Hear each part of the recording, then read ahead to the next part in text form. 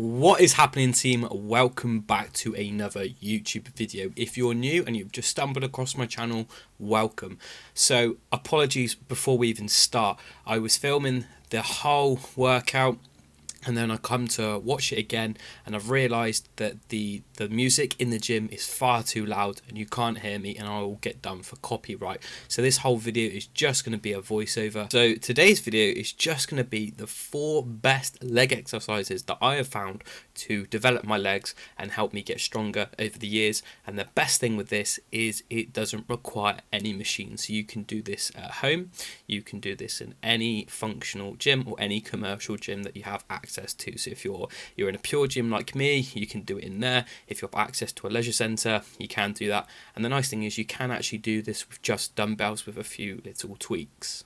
Now, the first exercise I'm speaking about here is a front squat. Now, the front squat is quite a very challenging exercise. What you'll tend to find with a front squat is a lot of people complain about their wrists hurting when they go in a front rack position. Again, this is because they're putting all the weight onto their wrists. You can see here that I've got that above my shoulders. And again, you can see here some people just hold it onto their fingertips. Now, I'm just going to point to my lats now, and what tends to happen, and you'll find that anyone that kind of complains with a front squat and they can't get it in the right position is because they have poor lat mobility. So what you need to do before you do any kind of front squat work, you need to make sure that your lats are stretched out, and that will increase the range of motion, which will then help you keep the bar upright. Now, if you ever fail a front squat, it's just generally down to not having the mobility. Now, obviously, if you cannot do the traditional front squat method, you can do what I'm doing here, the Olympic style. So you put it on your shoulders and cross one hand over the top. Now, this is a safer way of doing it, and this is the way that I first learned how to do front squats. Again, it's a safer way of doing it, but again, you do have to keep your arms up, and it is quite challenging. Now, when I first learned how to do front squats many years ago, I started off using wrist wraps because my mobility was shocking. And the great thing with wrist wraps is it allows you to not worry about keeping the bar up, and you can really focus on your legs. So all you need to do is just get yourself a little wrist wrap, wrap it through on one side, and just repeat and wrap that round on the second side. So again, once you've sorted those out, you need to make sure that you set them to shoulder width apart. So if you go too wide, you're not going to be able to fit your hands in there. And again, you just want to make sure that that's set up to your shoulder height. You'll then wrap your hands around there so you've got a good amount of straps to hold on to. And what that will do is allow you to get your arms a little bit higher in that position. Again, I highly recommend, if you are learning how to front squat, use wrist wraps to start. 1, it doesn't hurt your wrists, and 2, it just gives you a greater range of motion so you can keep the bar up.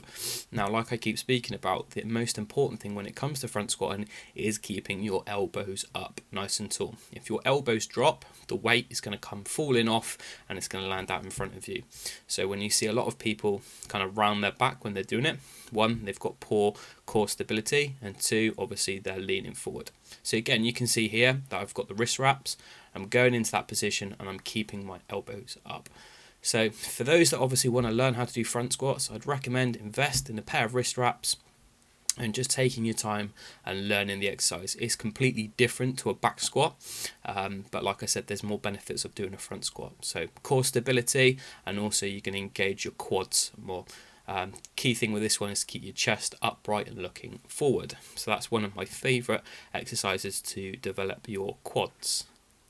So moving on to the next exercise, and I'm going to be talking about Bulgarian split squats.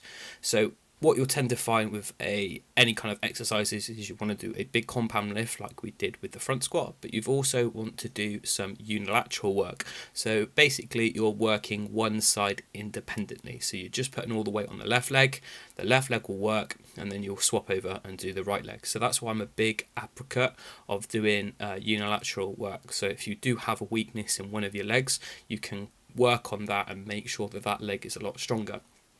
Now again, you can do these exercises without wrist wraps, but I've just found over the years, if I have a good set of wrist wraps, I don't have to worry about my grip being a limited factor. So when I hold of the dumbbells, I can just about thinking about using my legs rather than, oh crap, I'm going to drop the weight and I can't hold it. And that's the worst thing. Plus, over a period of time, it will allow you to go heavier and heavier.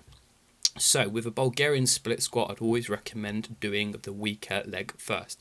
Now what you want to do is come forward where you've got your balance, but you don't want to come too far forward, otherwise you'll be doing more hamstring and glutes. So the idea is 90% of the weight is going to be on this front foot. So I've got my left leg forward. So 9% of the weight is transferred through my left leg, and then my back leg is just used there for support. Now you can do this on a box, but I find it's better to do it with a barbell in a rack. Normally I would have one of those hip thrusting pads, but unfortunately Pure Gym don't have them. So again, you're just going to have to make a deal with what you got. It's a little bit uncomfortable, but I find it's the best way of doing it.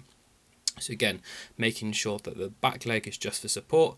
We're loading up the front leg. You can see that it's very tricky. If you haven't got your balance, it's quite difficult, but this is a great exercise. If you struggle for balance, what I'd recommend is probably hold of an object for balance, work on that so you can build the strength, and then over a period of time you can let go of the object that you're holding on to and you can just do a body weight and then look to increase and adding weight. So the next exercise I'm talking about is a heel elevated squat. Now you can do this in a goblet format where you're holding just a single dumbbell up in front. The reason why I'm standing on a plate is, one, it's going to allow my ankle mobility to be a lot further, so it means that I can go into a deeper position, so mobility isn't a limited factor. But also it means that I'm having to use more quad activation to drive the weight up, so I'm having to kind of press with my heels to come up. Now I would probably recommend doing these with the dumbbells. Again, you can put the straps on to obviously make sure that your grip isn't going to fail. And again, what you want to do is go into a squat position, but you want to make sure that you're staying nice and upright. So again, keep the chest up, lower yourself down, push your knees out, take a little pause at the bottom, and then think like you're on a trampoline and trying to jump up. A lot of people don't drive their feet into the floor to stand up, and what tends to happen is your glutes shoot up first. So imagine you're on a trampoline and you're just trying to jump up as tall as you can. Like I said, take your time, drive your heels through the floor. And again, once you can master this, then you can look at increasing. So the last exercise that I'm going to explain here is a walking lunge. Now, a lot of people struggle with walking lunges just down to balance. So I'm just going to show you a couple of techniques. All you want to do is make sure that that front leg has got all the weight, and we want to kind of come short. The shorter your legs from each other, the more quad activation you're going to do. If you start pushing your legs a lot further, it's going to be more hamstring and glute. Again, what I like to do is plant my foot forward, set myself down into lunge, stand all the way back up. I bring my other foot to the other side and back up. If you slightly lean forward, it's again going to target more of the quad. Now, in order to make your legs grow, we need to create as much tension as possible. So this is why these walking lunges are a lot different to any other walking lunges you're going to do, because we're going to kind of do a double lunge. So plant your foot forward. We're going to come down into that lunge. We're going to come up to 3/4.